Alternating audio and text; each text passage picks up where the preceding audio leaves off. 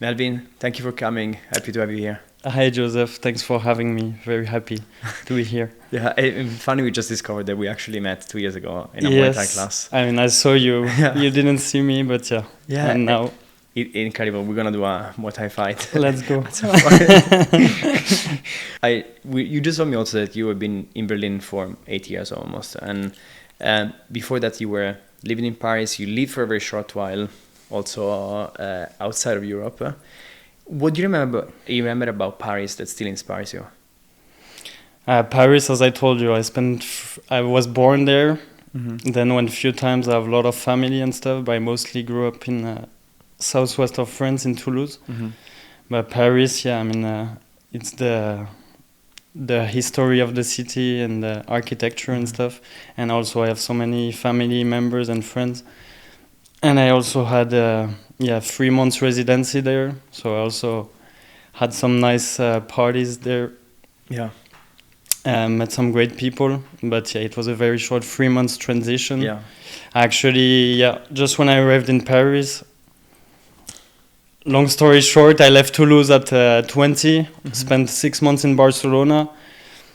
After that, Barcelona was cool, but after 6 months I thought it wasn't the city for me, let's say. Then had the residency in Paris, and just when I arrived in Paris, I already knew I didn't want to live there, the rest of my life. It was a transition.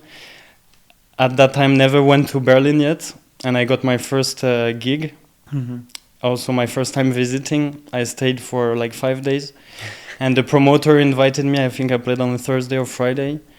On the Saturday, he sends me a message. He was 40, older guy anyways. He writes me, "Hi Melvin, I had a guest list for Bergen this weekend. I cannot make it if you want to take my name." I'm like, "Yes, sure." Of course. Went there, spent 20 hours, and then I was like, okay. So I spent my 3 months in Paris looking for a flat in Berlin, basically. Yeah. Wow. And eventually, after, as you know, already 8 years ago, was already a struggle. Couldn't find a flat. And I was at that time in contact with Lars Wisman. Mm-hmm. We never met, but we were just in contact through Instagram and music. And then I just wrote him man, I knew he was even born here. I'm man, I'm struggling to find a flat. If you have any idea? He was actually, I used to live in a flat share with 3 French guys. Maybe I can link you up. And I ended up in Mérindam with 3 guys from Lyon. Wow. And spent 2 amazing years there. Fantastic. Yes, so that was the beginning of the adventure. That's cool. And then essentially, music was always central in your life, for the last 10 years or so. And then your path in life led you to Berlin. Yes. Are you happy here? Yes, for sure. Yeah. Winter is hard, as a lot of us feel it. But I, throughout the years, learned to embrace it and go in hermit studio mode for 6 months, and then go see the daylight. And then what happens in summer? You go less to the studio? Just a quick word before we go back to the interview. Thank you so much for watching or listening to the podcast. I'm Joseph, and this is the HoS Sound Studio. If you enjoy this content, please consider liking and commenting on this very episode, and also following us on the platform where you listen to or you watch the podcast, but also follow us on social media. And if you like this guest, consider checking their masterclass on our website. See in the description, there is a link that directly takes you there with also discount code. Once again, thanks so much for watching and listening to the podcast. We love what we do. I hope to see you soon on a dance floor. Depends. Yes, I try to. I try to, at least, At least when I go to holidays, really disconnect or take more times going out, at least for a drink with friends and stuff. In the winter, even going to a restaurant or have a drink can seem like a big it's a commitment. Quest. Exactly. Yeah, exactly. What inspires you about Berlin? I mean, since the beginning, all the people here, most people you meet, if they're not making music, they're into one kind of art. If they have a, elementary job, they all have something on the side that they're really passionate about. And that means gives you interesting encounters every time you go out and speak to people, and can give you also new inspiration and things you didn't think about, Yeah.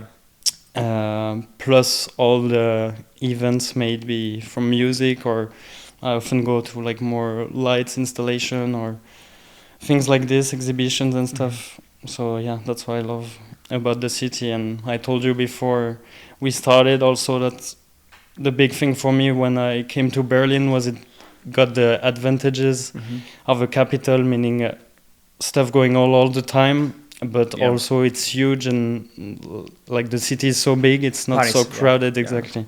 You have parks everywhere and space in most of the city. So like I don't like that's why I couldn't live in Paris, even though I love the city. It's like too packed, concentrated. Same for London too. I wouldn't see myself in living, in these kinds of cities. So that's what made my choice to stay and settle here. Makes sense. I mean, London, as I told you before, like it's pretty busy, Yes. Everything moves super fast, and there is a lot of plus sides, but also downsides.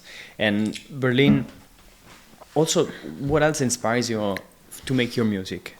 Do you have specific things you do, or you, like, I don't know, you listen to or you watch that help you get inspiration? Yeah. I mean, movies, books, other music, a lot, mostly. And I have periods, like cycles, like in my production where I have cycles of like techniques I use and stuff like this. And same, like some periods I would listen mostly one kind of music, and then a few other weeks later listen to something else. So I maybe funk 1 week, reggae the other week, or then one other week I will do like a podcast of techno to keep me updated of the new stuff. And then when I don't want to listen to music, take a break, read a book, or listen to a podcast about something else. Then either music or like podcasts that talk about music. Like there's few, the Scuba podcast is really interesting. But I just heard a bit of his podcast. Yeah, he did one with James Ruskin, really interesting, and a few others. So this type of things. Yeah, and to get into, when you go to the studio, to get into the if you want an inspired mode to be focused on making music, are there things you do or things you don't do? I mean, things to do.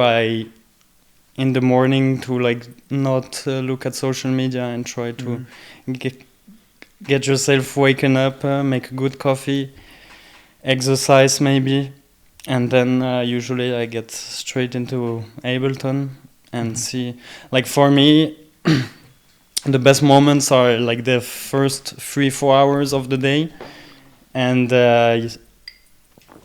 like now I started going to bed later, like 3-4 a.m. again. Wow. So for me it's after dinner, like at night when everybody is asleep, like after 10-11 p.m. I had my dinner. And then I have again like a good focus, and but usually like the hours in the middle of the day, that's usually where I struggle more to like focus for like production stuff and get inspired. So I try to like work with this, and now like work on my label or do other things, organization. So it's constant learning process, and and also reshuffling time. You mentioned before that you also have a day job, and you have another job, a side job, let's say. Yes, but gladly less than part-time, which gives me time to make music. Otherwise I go crazy. Like that's I built my life around this, that's what makes me happy. And makes sense. Yeah, and I was wondering, for example, if you produce the first 4 hours in the morning, I don't know what time you normally wake up, but compared to producing at night, do you have the same energy? No, it's different for sure. In what way? Usually, like the creation mode in the night, like generating ideas and stuff in the night, and then in the like beginning of the day, more like arrangement stuff or mixing. Or I have like fresh ears and things like this. So at night I'm more like creative, I would say. Interesting. I somehow would have expected the opposite. That you can do more like arrangement and mixing at night. While in the morning you wake up fresh. And so, if let's say you have a work day for the other side job, you come back home, are you able to make music afterwards? I produce everything on the headphones. Okay, everything. Yeah. Yeah. Do I you mean, have I have speakers at all? speakers. Yes, I do. But since 10 years, I got used to produce on headphones. My room is not treated. We have a Fantastic. one room flat with my wife. So Yeah, that's and it. also like I got so used to it. Like every time Yeah. I try and start a track on the speakers, I listen back. I'm like what am I hearing? Yeah. Like what did I do? That's so interesting. So yeah, it's just when I invite friends over and Yeah. we jam, start a track, then Yeah. I use them. And then I have another pair of speakers for mixing, playing records. But producing, mixing and stuff, I mean, production is all on headphones. Crazy. What type of, so let's say you produce a track, to have references, do you use other listening environments, other headphones, speakers, car, auto? Yeah, I have a Bluetooth, basic Bluetooth speaker at home. That's it. Other pair of speakers, I tried the HD25, I tried the iPhone speaker. Unfortunately, I cannot try in a car, but Yeah. but yeah, I try to do this and listen to other tracks or Yeah. yeah. To have a comparison. So that's Yeah. the way you then would, what would be the process then? Let's say you listen to on the iPhone, what feedback do you get from an iPhone speaker, for example? I mean, it's just in general, knowing like my tracks, and Yeah. I know anyway now, like if it sounds good or not. Generally don't have to listen to it in 10 speakers. Like if I like on 2 speakers, even on a Bluetooth speaker or the iPhone speaker, I can see if there's a problem. And then it's to find or manage to fix it, and that's another story sometimes. But now I think I like got to learn or see faster if it's working or not. Yeah, because you're used to how your music sounds as well.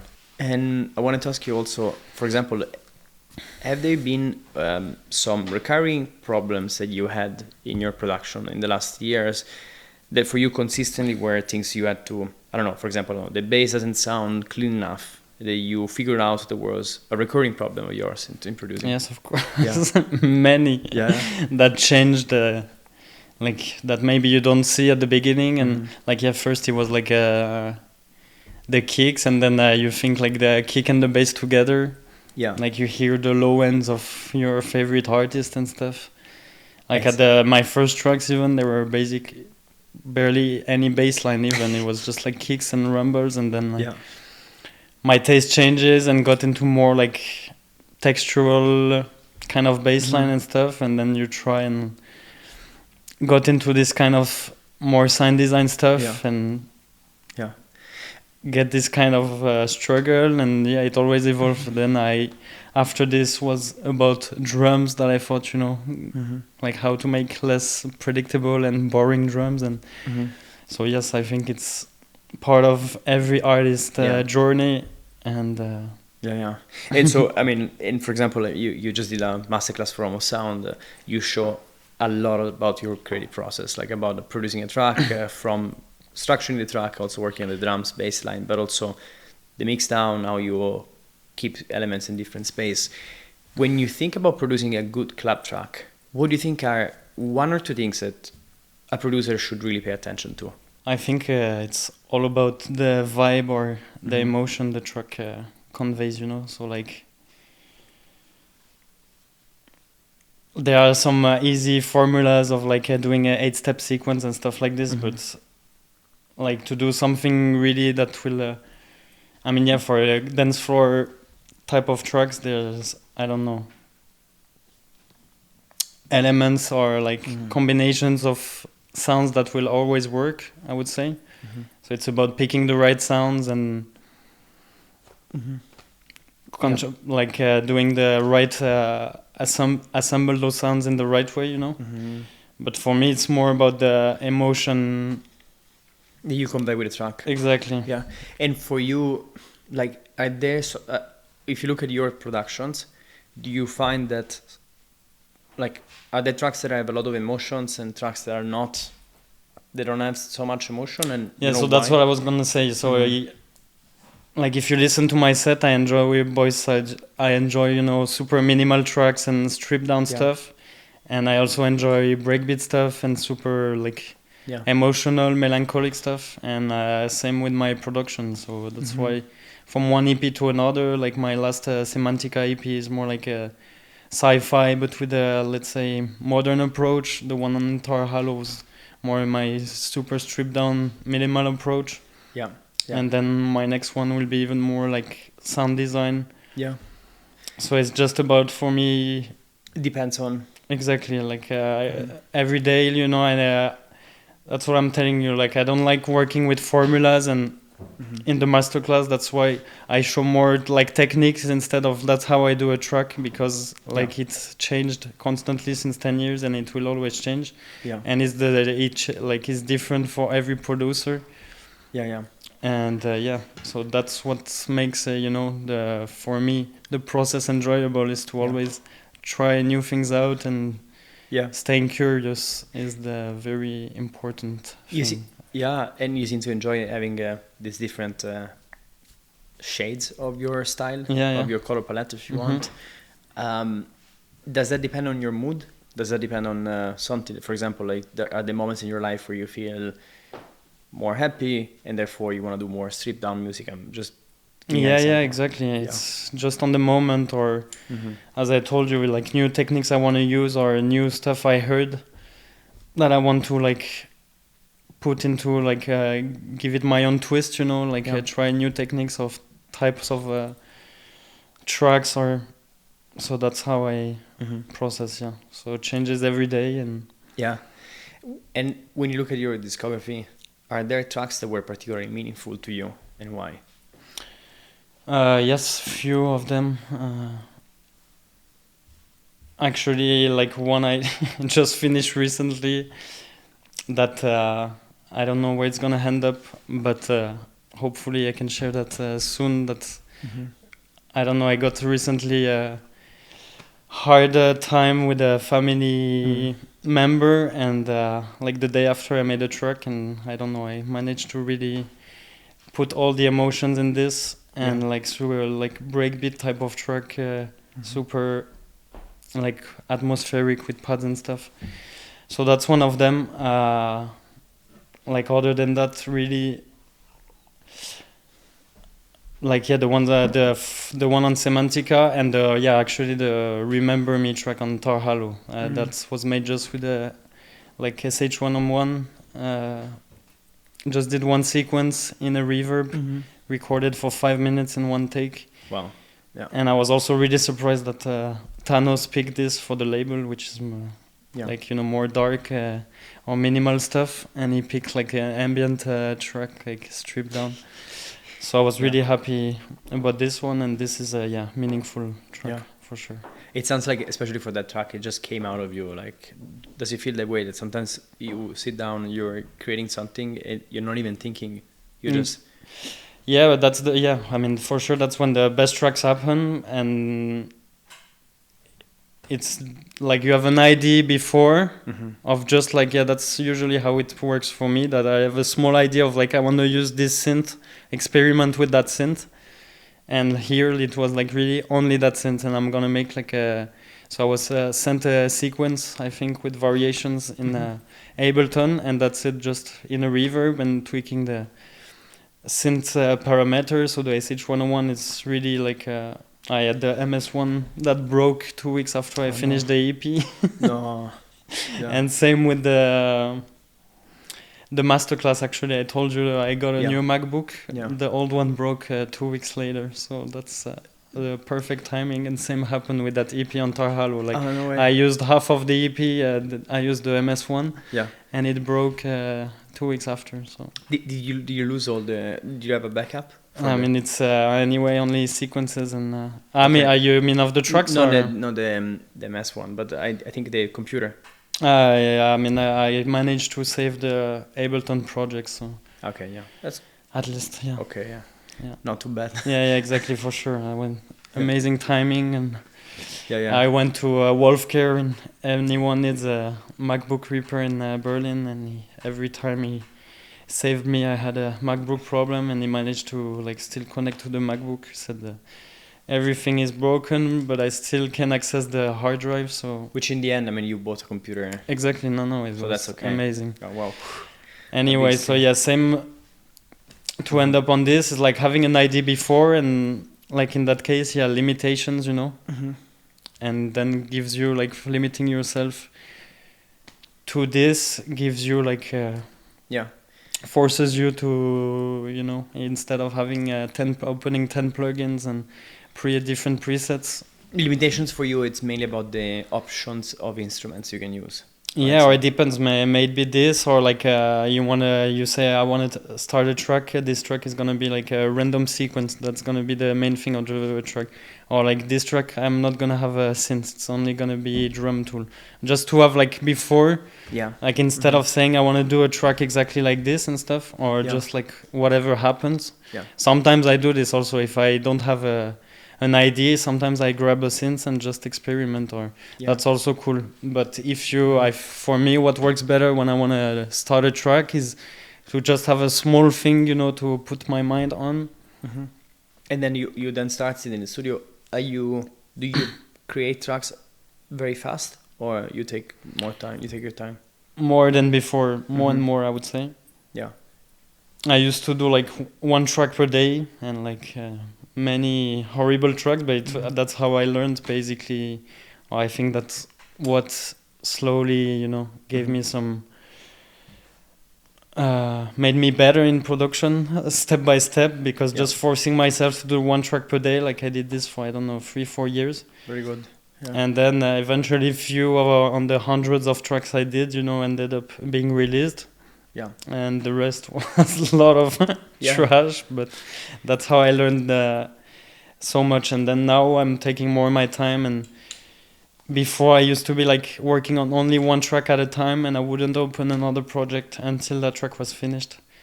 And now I slowly started to like start an idea. And when I start, see like you're turning in circles, or it's like you just need to go somewhere else. Either take a break or open a new project and go back the day after, a few days after. And that works well for you because it probably releases the pressure. Yes, exactly. I mean, just like I was, this stupid thing of like forcing yourself, and it was the same, I was forcing myself like to.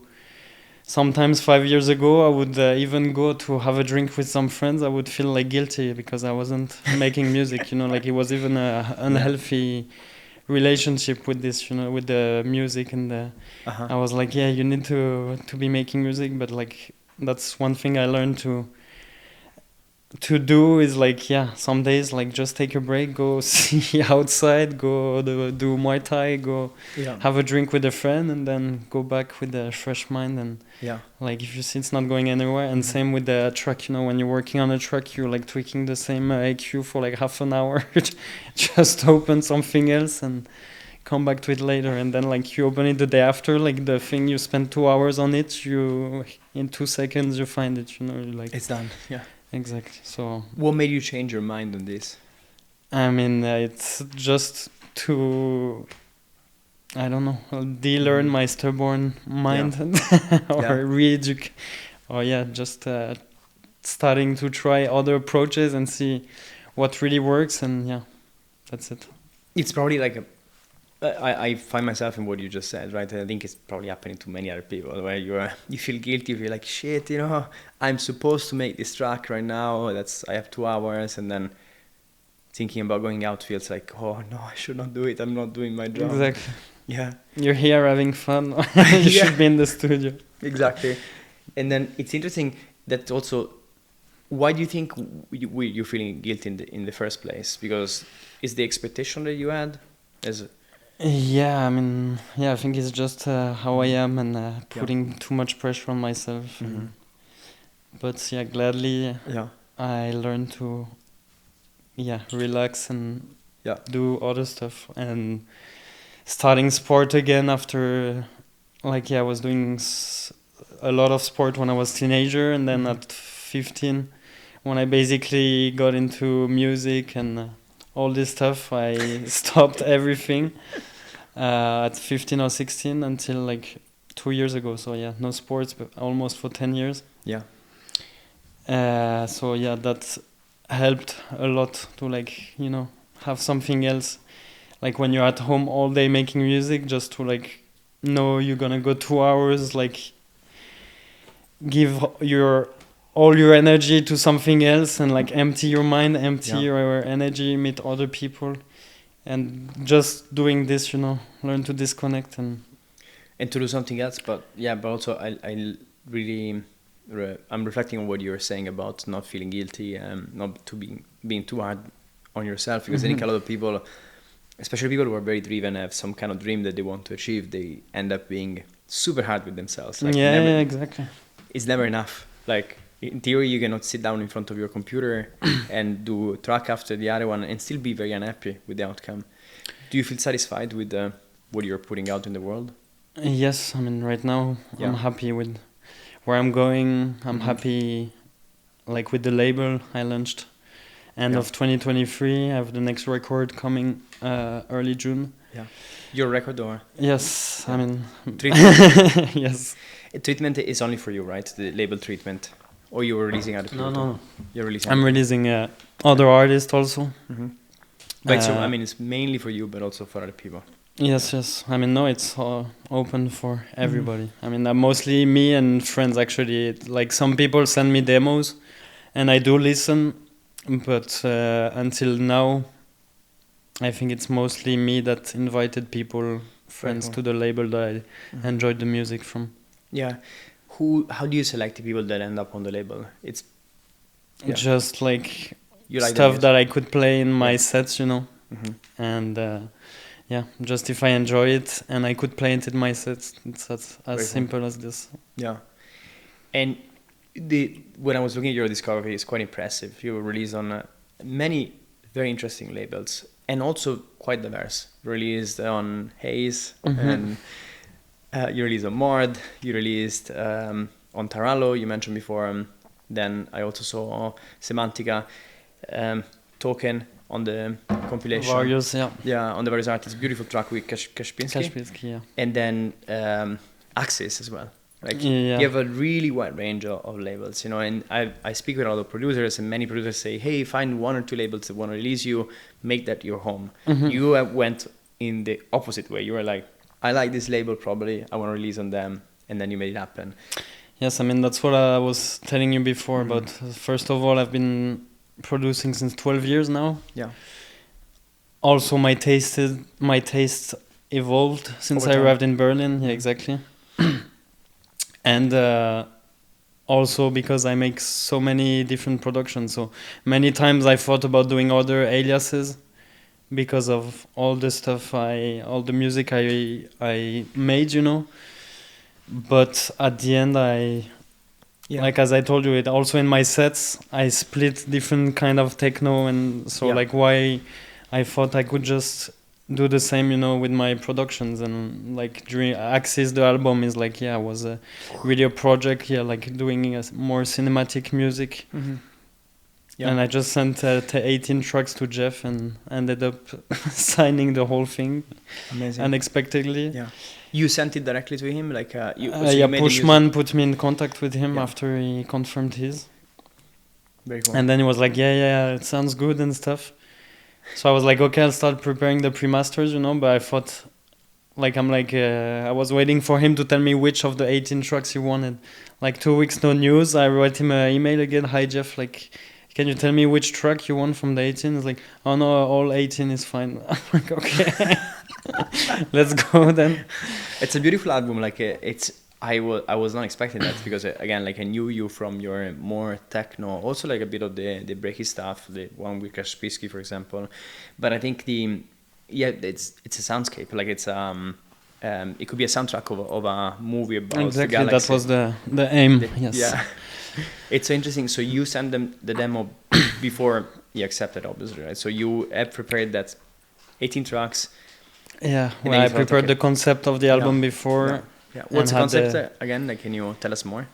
It was a long sci-fi imagined story about the origin of the world, basically, how everything started. You have all the description on the Axis.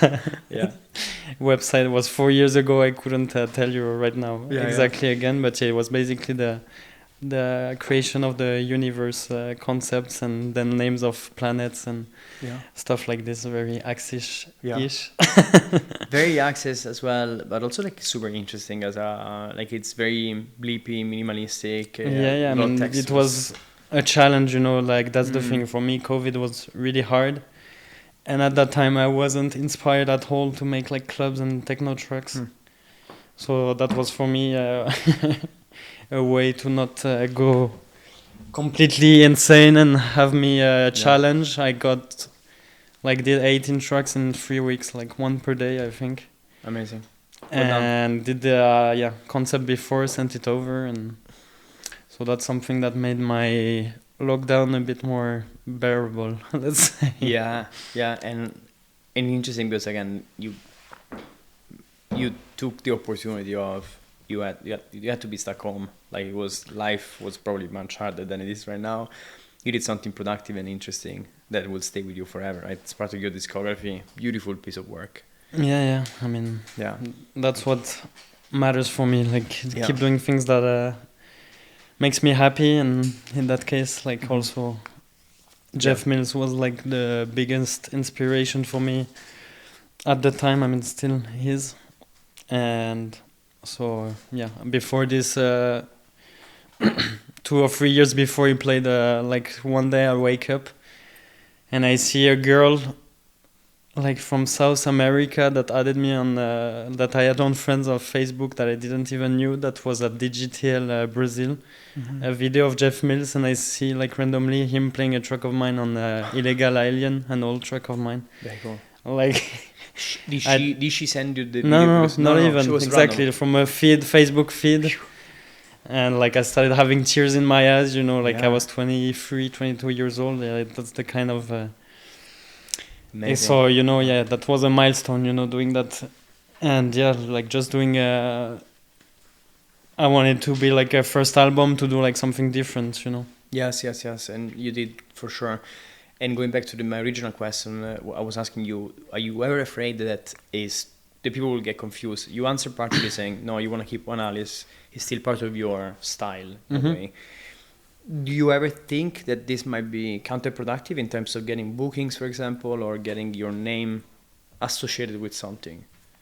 I mean, it could be maybe, but I think like the sets I played, it showcases this anyway. So it's not like I play only one type of techno and then I produce many types, or I produce one type of techno and I play house and disco, you know. So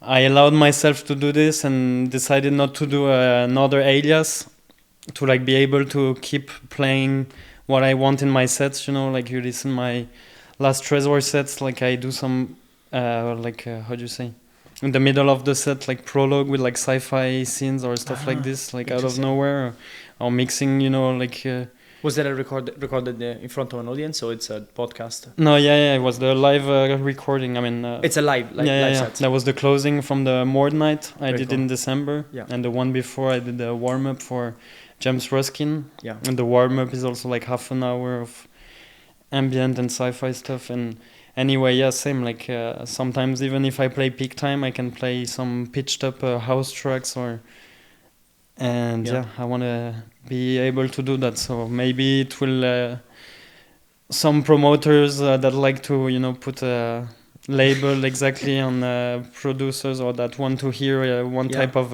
techno the whole night, might be a slow for them. But anyway, I want, or ideally, be invited by open-minded and people that allow me to play and explore, be what I want.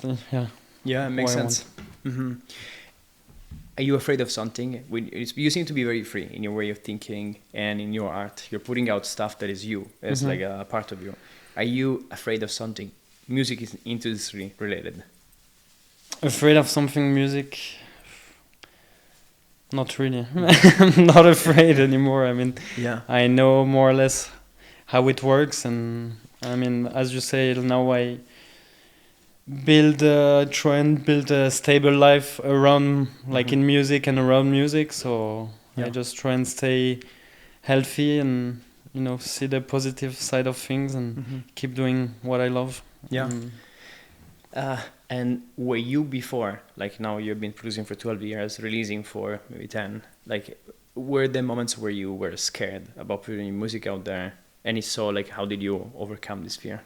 Yes, for sure. Since the beginning, what pushed me is like labels that I liked, or seeing artists that I like playing my music out. So that's already a good push, Yeah. When you see artists you respect playing your music, even though you're not so confident about it at the beginning. So I think that's helped a lot. How were the artists discovering your music? You were sending promos? Yes, at the beginning either demos or like from the first few releases. Like you put your first release out and you're like after a few like not so happy about it, but you still see like artists you respect like giving good feedback or playing it. Yeah. So that already helps. Yeah, for sure. Yeah. I mean that mostly was the during like lockdown A-Slice. I mean after lockdown also A-Slice was such a, how do you say, vibe? Feedback, yeah, for sure. Like that was something also at the beginning. It was such a great platform, A-Slice. It's a pity that it couldn't continue for financial reasons. I mean, I can see why, because again, even if you think about the money that was donated from artists playing to producers, if A-Slice takes a cut that is like, I think it was 10-15%, it's too little. We're not talking about maybe if it was EDM festivals, so you have someone who is headliner and makes $1 million. That was I was gonna say. It's either they took more money or everybody played the game. But apparently the ones who played the game were the smaller artists, or like are too small scale to be viable. So that's very sad. It's very sad. I think it's also maybe I guess our niche, let's say the niche of techno, non-commercial techno. Yes, exactly. It's a small, even the biggest artist, again, I think Rich Odin was the highest person who paid out of the entire pool of people. But again, even Rich Odin is probably like, a superstar, is an outlier compared to the rest of the techno artists in terms of how much money he makes. Yes. And it's not enough to support a team that has to continually work on developing this tool, right? And pushing it. And then like Zactiv is one, but also the entire team, Sebastian and the others, were doing a lot of work to push it. Insane. So much respect for them for doing this for so long with the, I guess, so few reward they got, except us that were thankful to them, But yeah, exactly. And as you're saying, stuff taken so much time and money to them. Yeah. And pity for A-Slice, but then going back to you said that a lot of the feedback you got from DJs you look up to was important in your development, in your confidence as well. For someone who is in the same journey and hasn't yet gotten the feedback from artists they like, what would you recommend they do to keep going instead of stopping? Also, having like-minded friends. So I know for some people in not big cities or stuff, might be harder, but nowadays with the internet, I guess, so many forums, music forums, Reddit and stuff, where you can share with other people, SoundCloud, whatever. So I guess the best way is find like-minded people and exchange and just be yourself, do what you like, and eventually, that's my philosophy. If you really do it by passion and you do what you like, eventually, anyway, you'll be happy and it will end up working out in a way or another eventually. Yeah, I agree. And did you have role models, like in your journey making music, people you looked up to, maybe people you knew already, like they mentored you or supported you directly? Yeah, when I started DJing, I had a friend of my brother. He was more into Schren's hard techno. Yeah. So actually I started, my brother was into gabber and hardcore. Older brother? Yeah, 7 years older. So I started with this.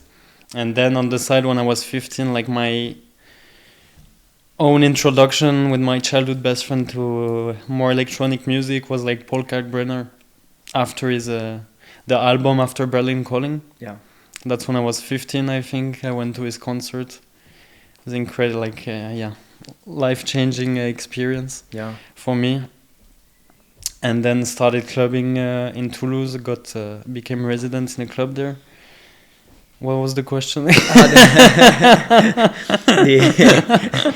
is interesting, by the way. The question was specific role models and or anybody who supported you directly. They came to Melbourne and say, hey. So then became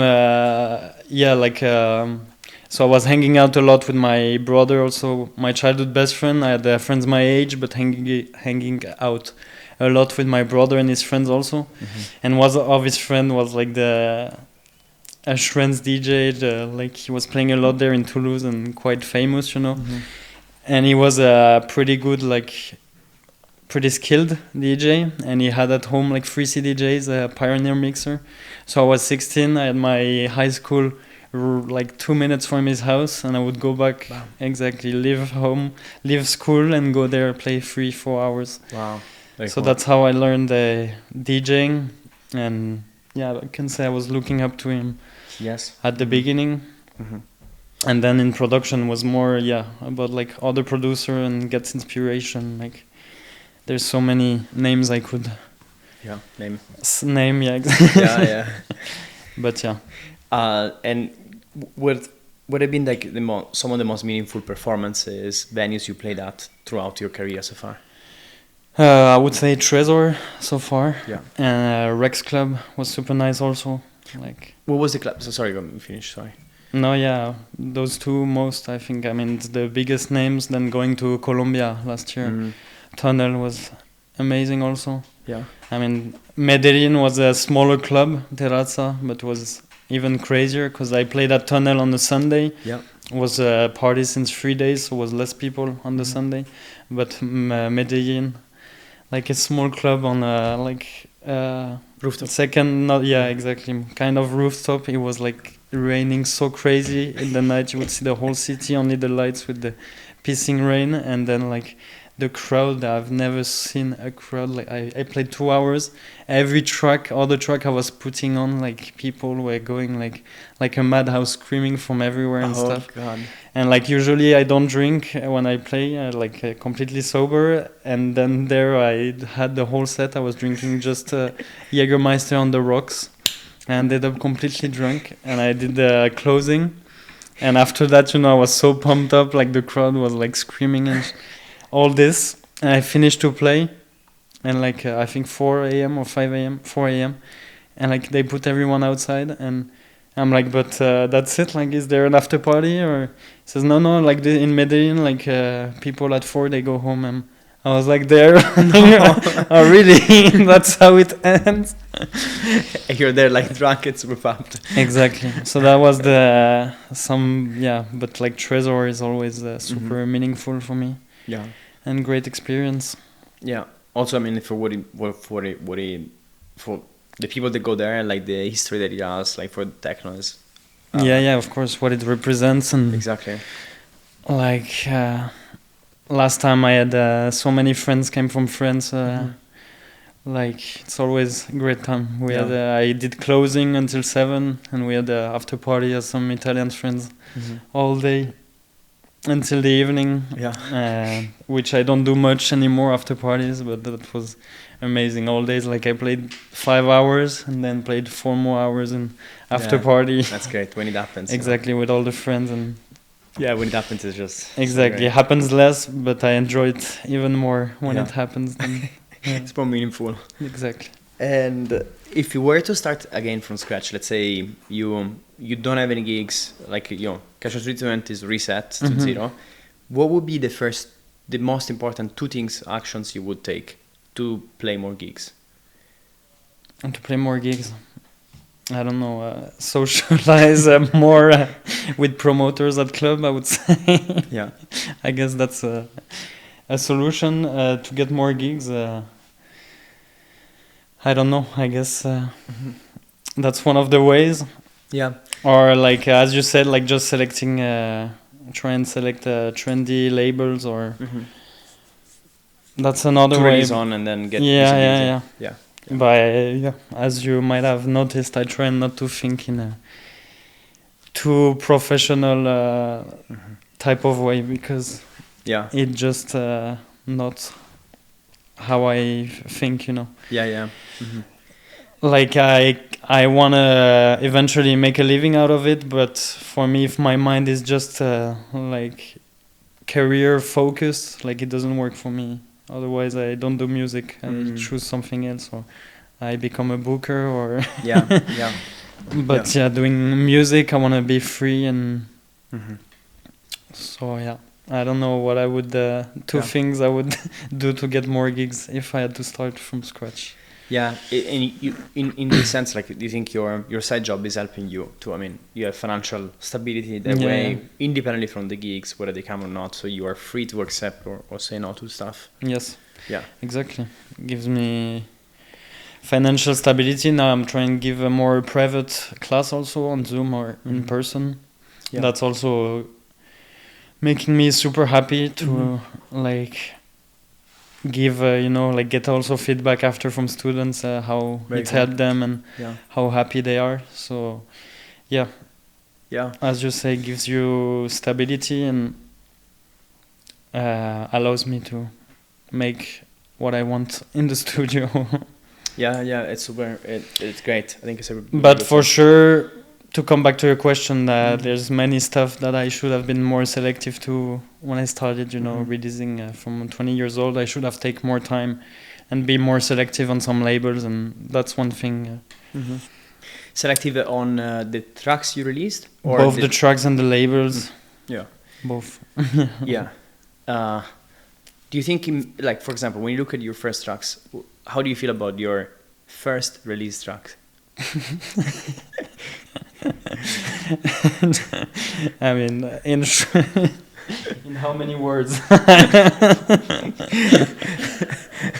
Tell me how you feel and what you think about it. I mean, it's just very far from where I am now, and I'm not very proud from most of them. Let's say.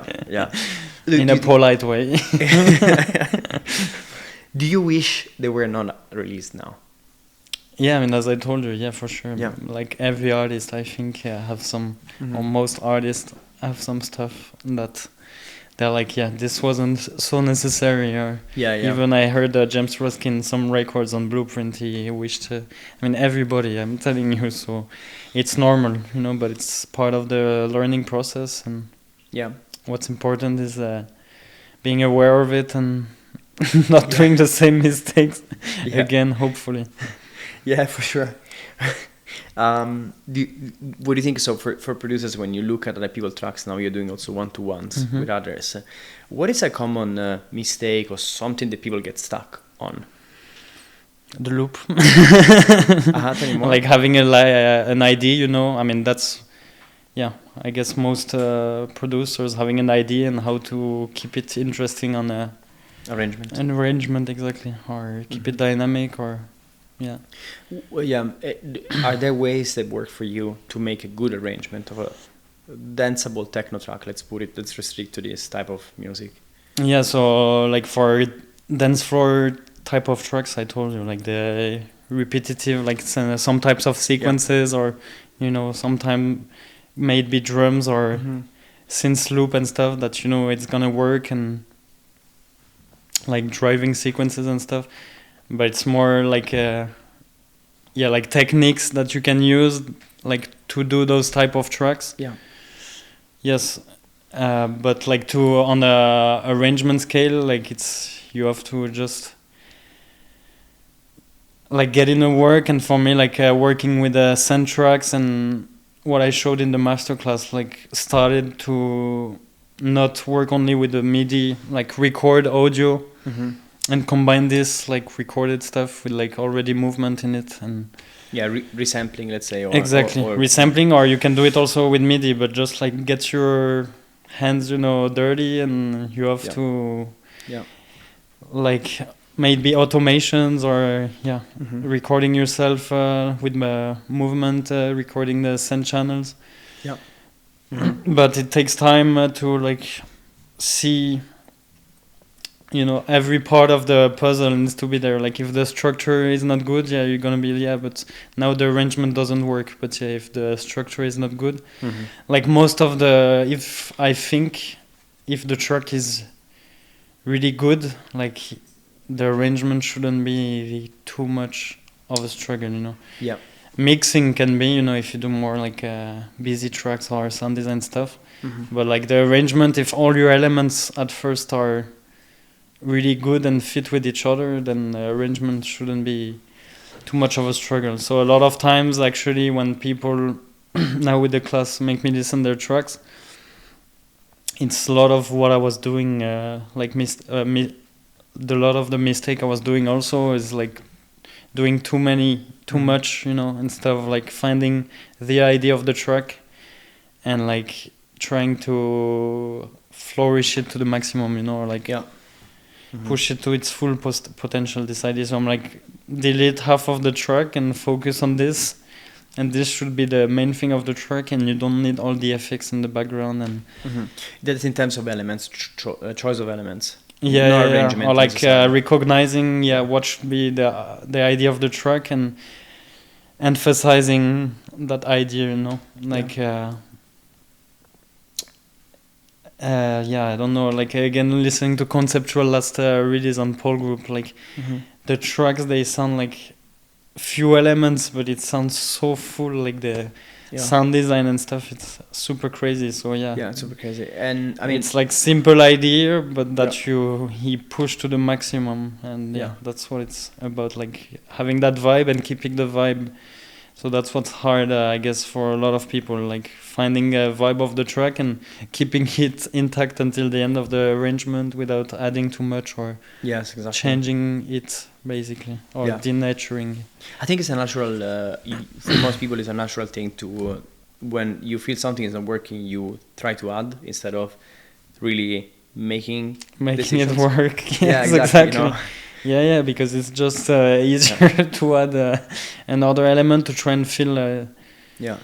Instead of making it work with like 2 or 3 channels, exactly. Yeah, and I always think about, as a reference, Daft Punk as like most of the tracks are fucking killer, and there's like 9 elements. Exactly, maximum, yeah. Around the world, there's like, I think it's 8 elements. You know, there's this video where there's also the every yes. is one element, and it's like, it's really like 8 elements, and it's fucking bonkers. Like, you can play that track today in a techno set, it would sound amazing. I played one track of the Homework album, Trezor, actually. But Which one? Actually, I sampled it in the background. I think it's the intro, the outro, the FM, where it's like a funky disco type of loop, and it's like changing the radio frequencies. And I looped this in the background on top of 2 other tracks. Wow. Yeah, but all the albums, Homework is still like sounding incredible from '92. Like, it's crazy and insane. I don't know. I think that's exactly what. I mean, most of the '90s stuff, like they had most of the producers 8 channels mixer, broken mixers, bad equipment, and they made amazing records. Yeah, it's similar to also what you were saying in terms of introducing limitations. In that sense, if you limit yourself to, let's say, 8 channels, but you really know how to make them work with the instruments you have, instead of having every time infinite instruments you can choose from, I think you get better results in the end. Yeah. Most people, at least. Yeah, for sure. I mean, limitation, it's really maybe, you know, as we said before, synths or drums or number of channels, but to fix this before it can change on one track to another, or some producers made this, like, Matthew Herbert. He made a manifesto for like his album, or like he wrote a manifesto where he's like, I don't remember, but like not gonna use synths and drum machine, like only samples, and all his albums he sticked to this manifesto. So he made the whole his whole world like a production process. So gave a limitation already for the rest of his life, you know. It's so cool. It's also interesting when I hear people who take an uncommon approach. For example, you using only headphones, where I think the common advice for most producers is that invest like thousands of euros in the speakers, get your room treated. This is usually what people recommend you to get better quality. Get a studio, rent it out. You produce in your home with your headphones, computer. You use synths as well and other stuff outside. Do you have Yeah, hardware yeah, as I well? have few machines, analog rhythm, JV1080, Yeah. a few MIDI controllers, Dave Smith Evolver, and Mini Freak I have at the moment. Yeah, you have a little bit outboard gear. Yes. I think you have limitations in a way. You chose your listening environment for something that works for you. Mm-hmm. And it's interesting, I hear a lot this, for me, nonsensical distinction between like hardware and software. People Yes. tell you, it's nowadays, I don't think it makes any sense, you know? No, I mean, for me, yeah, it doesn't make... what makes sense is just the output and Yeah. like how you feel using it. I mean, the interaction with the machine or the software, or that's what matters, and how how it inspires you, and Are you having fun or not? exactly. Yeah. Yeah. Exactly. And so, yeah, I have some periods I want to tweak knobs and use only synth, and some others I'm fine like exploring new softwares, and some others I want to use software but tweak knobs, so I use my MIDI controllers and combine both, and as you say, whatever, like whatever. Exactly. Gets you. Yeah. Just the final result is the only thing that should matter, I think. Yeah, I agree. And do you have any piece of advice that you have heard that was given directly to you, or you've heard online, that particularly resonate with you, and why? Yes, what I told you before, to just try and be yourself and do what you love. That's good advice, I would say. Yeah. And stop trying to follow trends or others, or just find what you like and what makes you really happy, and follow that path. Yeah. That's my advice, or good advice, I'd say. And opposite question, do you have any advice that doesn't really work? Bad advice, I don't know. Yeah, follow the trends. follow the flow, exactly. One piece of content per week. Exactly. No, I don't know. Yeah. Yeah, there's many bad advice to give, but I don't want. No need to mention them. Yeah. Do you have a personal definition of success? Like, what is success for you, or contentment, if you want? Yeah, for me, it's being able to do what makes you happy on a daily basis. That's what success is about. Yeah, you seem to be very successful at that. Yeah, I mean, right now I'm pretty happy, let's say. Glad to hear. Was it always like this? Like, when you look back at your history, like if you look back at yourself, but 10, 15 years ago, were you already in this state? No. Or in this trajectory, though? Like, do you have this other direction that you knew you wanted your life to look like this? And I mean, yes, my life looked like this. I told you I built my life around making music, but like still, like few years ago, it was at the time, I was like hitting myself for like not or putting myself down for not doing enough music, or not doing good music enough and stuff, and this was like hard mentally also. Like, then I had another definition. I mean, I just wanted to play more gigs and stuff, and I just like felt, like I just wanted more, but because I was expecting too much, and yeah, just being too hard on myself. But now that I'm more happy with my music, it's like it's a whole, Now that I'm more happy with my music, with my life in general, I learned to like let go.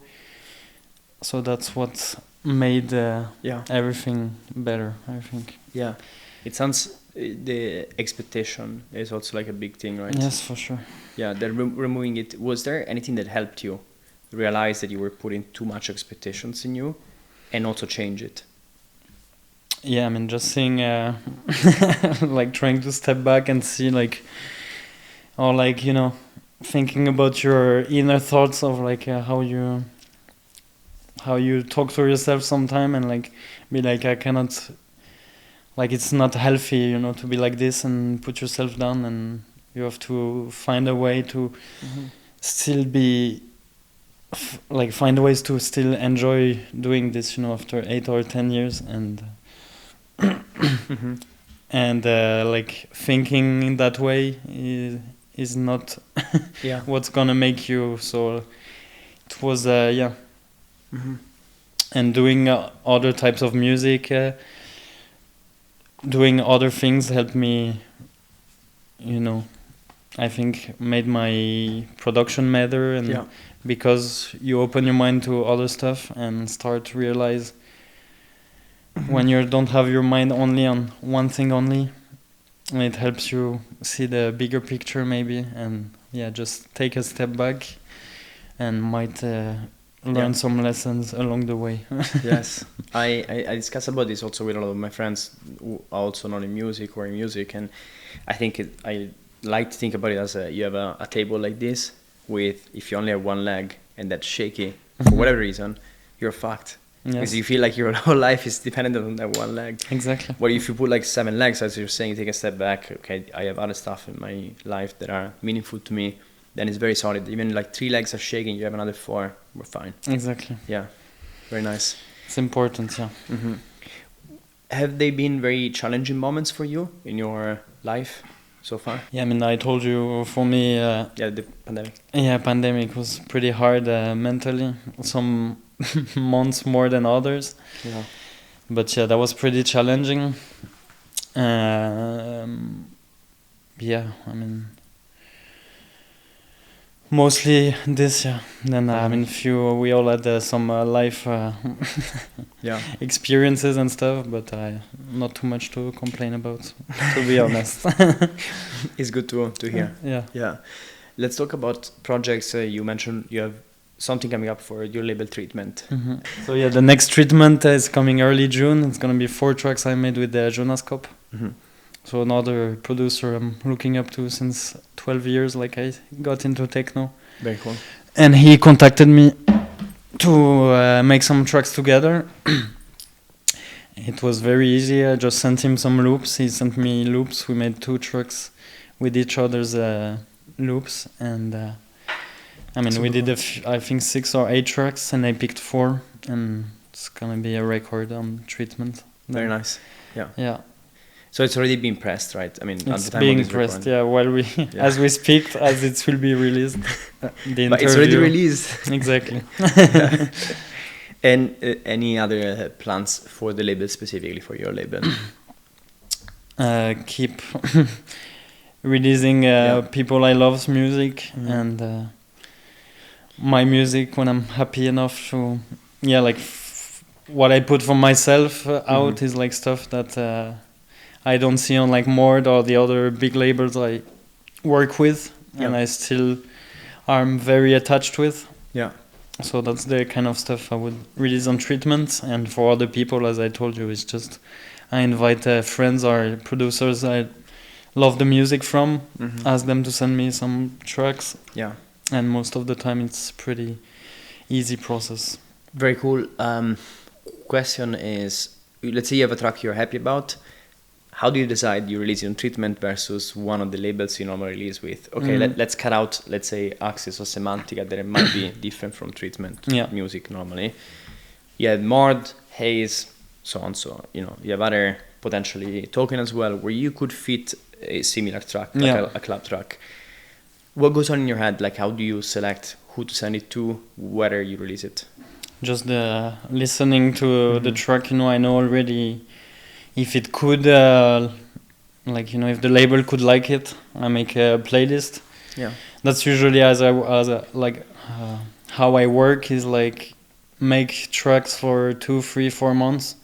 Once I have 20, 30 I'm happy with, I try and split them per 6, 8, 10 and see if they are like per label per se. Or like out of the 30, I would say, okay, I can do like 10. I try more or whatever. And just wait for the reply, and if it doesn't work out, and sometimes by then I'm like, actually I'm not, like I can do better, or like he picks some tracks and So yeah, it's just I know treatment. I know already the type of tracks that I make, and that it's not the usual dark techno stuff. It's when I try even more, like the one I told you, the breakbeat track. I might try some label, but if no one takes it, I will sure press it on a record for treatment. Because it's as simple as this. The music that might not fit on other label, but I think could deserve the release. Yeah, for sure. Do you think nowadays, 2025, pressing a vinyl still matters more than doing digital, in your view? In my own view, yes, but like in people's view, I'm not sure. No, for you. For me, yes, I'm just attached to like collecting records, the object, and so it's for me more meaningful, yes. Because of also releasing, like it's just a physical object that is. Exactly. For the time and the money and the effort and the object, something that will stay. So it's a lot more work and investment, but it's more rewarding and it's a piece of art, and I mean, if it makes sense for you in the end, you do it for you primarily. Exactly. What are ways for an artist to get their music heard, whether it's with their own label or so? Let's say promote the music. Let's say you have a release going out. What's your process in making sure that the music has the chance to be heard by as many people as possible? I mean, usual ways are Instagram and I don't know of. I'm not too much into like doing videos of myself promoting a release and stuff. So personally, it's mostly posting the release and posting afterwards either another post or stories and then SoundCloud and stuff like this. And then I just hope DJs will play it and the promotion will be done by this. But like other than the label promo and me posting on social media and stuff, that's right now the best I'm doing. Trying to do more, but I'm initially more, let's say, introverted kind of person, or not too much into like social media and stuff. So I try to like train myself to this step by step, And some people do me, but I think you do it well. Some other tell me I don't do it enough. So always different views. Yeah, for sure. But that's also another skill by itself to learn. And but I just hope the music eventually gets to the ears I want to. Yeah, both DJs and audience. Exactly. Yeah, makes sense. I mean, again, in the end. I was also thinking about it a lot. In the best thing is what works for you. Like there's always someone that will tell you it's not enough. You can post 7 times a day. We will find a crazy person who will tell you something like this. Make a content of you in the bathroom, naked. But then again, like, would that work for you? No. Like, why would you even try to do something that it doesn't even represent who you are? Yeah. Yes, exactly. But it's you have to find the balance, because I'm like, Toby, you have to find a middle, middle ground between between the not doing anything and so it's hard for some of us, but it's social media is like very useful, I agree, and also like one of the hardest drugs that we have at the moment, because it's so socially accepted. Most people are on social media. It sucks you in a second. You know? And some people more than others, but like I don't have an addictive personality, luckily. If I open Instagram, it's very easy that I wipe out like the next 20 minutes of my life doing fucking nothing. Me, classic, of course, like most of us. But and it's super tough. It's crazy, and I was really not expecting that from him, older, and I thought, he was just in the studio all day and just making music, but even him telling me that it makes him unhappy and makes you really think, and it's true. like how to better use it and not be used by the tool. Yeah. And unfortunately, as you said before, like, I mean, many producers I discovered 10 years ago and that were touring, and just posting on labels and stuff. They barely do a Facebook post, and they were touring every weekend. Yeah. Like probably their career would have never launched, Today. Nowadays. Yeah, exactly.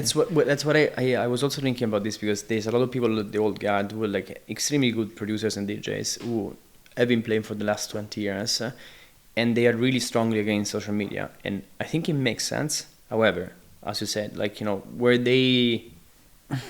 they start? If they started a career in 2020, 21, would they be where they are? Impossible to know for sure. Yeah, of course. But maybe like not. even Ski Mask, I think his last interview talked about this. Like he said, I'm super thankful, like the following or community I built behind me, because like I know nowadays it probably would have been not possible. Very strange thing. Yeah, we could have missed the Ski Mask amazing music. That's think about it. You have a wife, and I'm sure you have also like friends and friend circle. You care about like your relationships. How do you keep these relationships? Do you ensure you give them energy, time, while you also want to spend a lot of time in the studio? You have a side job. You do performances on a constant basis. Like, how do you make sure you take care of relationships? I mean, yes, it's all about what you said, like according time to my wife or friends. Like throughout the years, I also lowered or made my close circle smaller, let's say, and focusing on the people I think really give me the love back I give to them, Yeah. So that's another skill to learn, like to give time to the people you love, because you might regret it later on. Yeah. It's very important, I think, to have a solid circle, maybe friends, family. Yeah, it is super important for humans. And changes can change completely your mind and everyday life. So I think who you surround yourself with is very underrated and important. A lot of people don't realize it, Yeah, for sure. Yeah, they can have a great potential, and just if you're surrounded by whatever negative people or just people that push you down, you might end up the wrong way, So yeah, for sure. Yeah, I'm glad to hear like you have this built in your life setup. Yeah. And going toward the wrap up of the interview, I'll ask you some very quick questions. So give the answer that comes to mind first. Okay. What's the first thing you do in the morning when you wake up? Coffee. French press or espresso? No, the mocha. The mocha. Italian mocha. The mocha. Yeah, I was approving. And what do you think drives you in life? In 3 words. Passion, love, and travel. Or exploration. I don't know how you want to call it. Exploration is great. Discovery. Yeah, like the album from Daft Punk. Exactly.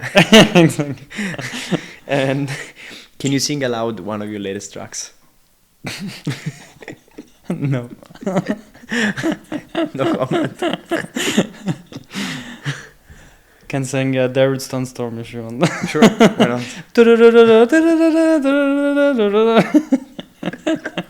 Perfectly executed.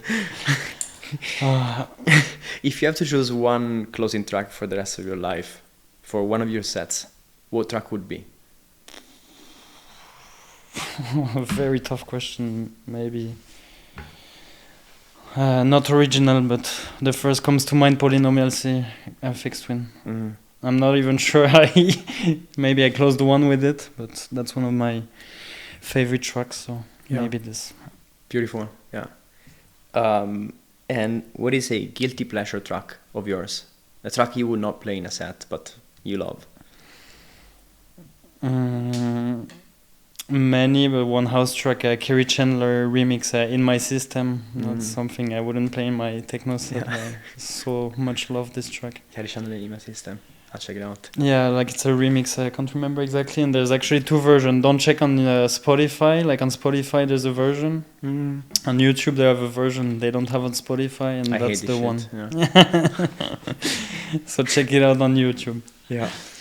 And would you prefer to play in front of 10,000 people, strangers you don't get the chance to get to know them, or 15 close friends in a flat? The 10,000 people would be a stage, proper festival, amazing sound system, amazing stage, really, really beautiful. The house, shitty sound system, like 2 home speakers, 1 DJ controller. But 15 friends. Yeah.